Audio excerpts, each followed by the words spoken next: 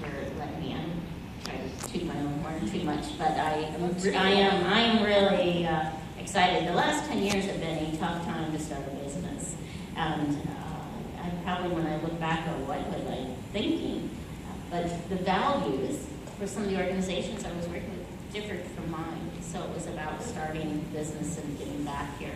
So, especially the past 5 years, all my business comes from word of mouth. One referral to another referral to another referral. They'll start with my name.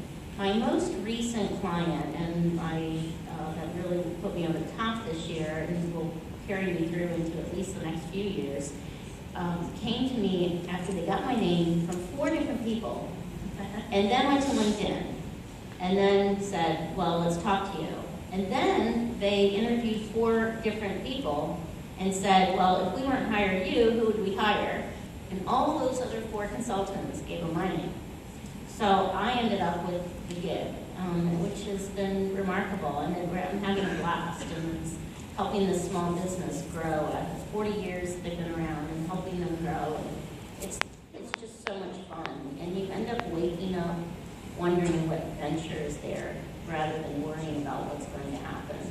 So really the word of mouth, that reputation, knowing that what you're giving them is more than what they even expected, and delighting them that you're easy to work with. All of that's kind of run into it this year, or the past few years. And then taking advantage and being intentional with networking. And Working Women of Tampa Bay is one of those, is understanding, why am I there? What am I doing? It's to help other women. Why do I teach at USF? Why have I come to the classes here? Because I want to mentor the great students and to make sure it's there. So making sure that I'm coming forward with what I'm trying to do with the business, which is be a giver back to my community as well. Next question is for Debbie. Talk about professional presence and dress.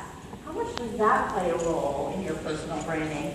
And how can it derail you if it's not on track? Sure. So every day at some point you have decided, yes, this is how I'm presenting myself to the world. And I don't think that we think that each time when we're driving down the road necessarily, but we have made that decision whether it was clear in your mind or not. And you choose brands and colors and clothes, and we love to say people don't judge, but the reality is people assess us based on how we present. And when people say to me, well, that's a shame, I say it is a shame and it's real. So how you present, as I've said before, is how you're remembered. So what you choose to put on your body is an extension of your brand and is part of it, woven into it. And it doesn't mean that if you don't like how somebody's dressed, you won't necessarily do business with them, but you may have another question that says, is this the right person?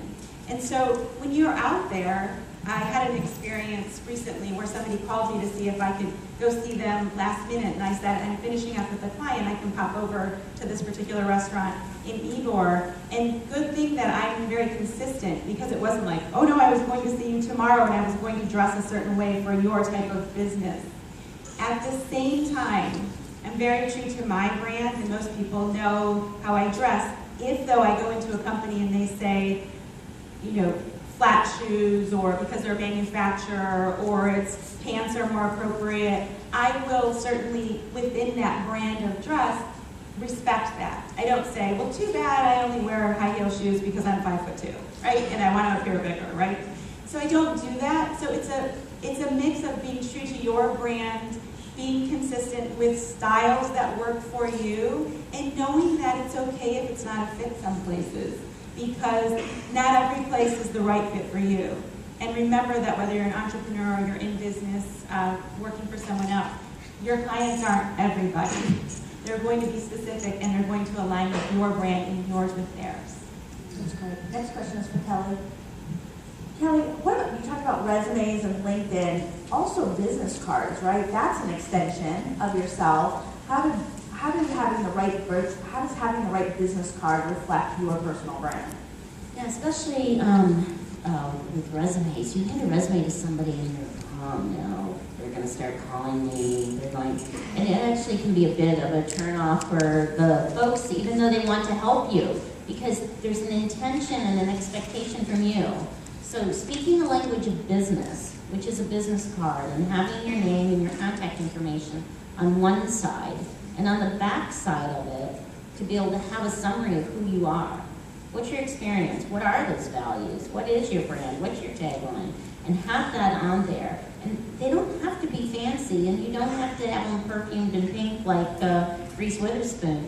But you can certainly have them be professional looking, printed properly. I mean, there's some terrific printers locally here we do them for a great price. Vistaprint, you can get them for nothing, just about. But having something that says, this is who I am, and this is what I do, or this is what I'm looking for, tells the message. And people don't throw business cards away. Even with the phones. They tuck them away, they throw them in a box. It's kind of strange, but they still don't do that. And when you give one, always give two. And say, hey, here's one for you and one to give.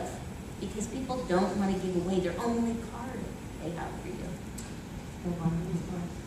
Sharon, circle back around to what we were talking about with referrals and thanking people. How is it important to share the gratitude that you have, especially in business, and how does that reflect on your personal brand when you are gracious and blessed and thankful? Well, just in time for Thanksgiving. just in time for Thanksgiving, yes. I have to say that is really, really, really important to me personally. I think that it should be important to you as well. When somebody thanks me, when I refer business to them, or just gives me some insight as to how it's going with the person that I've referred them to, it just happened on my way here this morning. And I immediately thanked them for keeping me informed. Because it really does, it shows me that they care about that referral that I gave to them. That's a good example. A bad example is a phone call I got yesterday from a colleague of mine who I've referred probably 6 really, really big clients over the last few months. And the last thing that she said to me, none of it was a thank you, by the way, was, now don't forget to talk to that other doctor that you're going to refer me to. And I have to say, I did not talk to that doctor, okay? I was not excited to talk about her to this physician that I knew was going to be able to give her another referral. So it's really, really important. Because those people that just say, and I was joking about the TYTY, that's something. It's not what I would recommend, but a card. I like to send, here's a plug for Toffee to Go, but I like to send that because it's something different. People can remember me because that toffee is delicious. So thanking somebody, and when somebody does that, I just want to refer them more. That's it.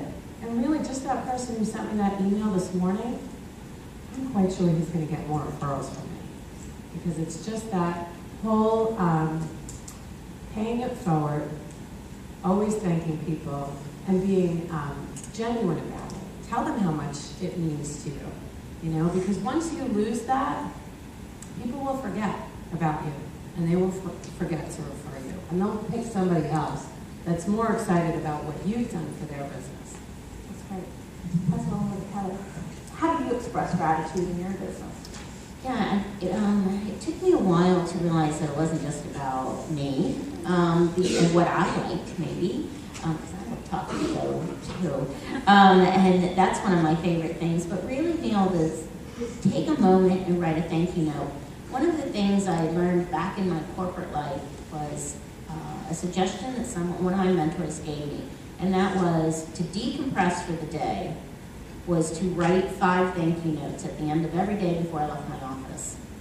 And I did that, whether it was to somebody who was nice to me in the hallway, someone who had completed their tuition assistance program and we helped them get and they got an A and I saw it come across, somebody who helped a client out, whatever it was.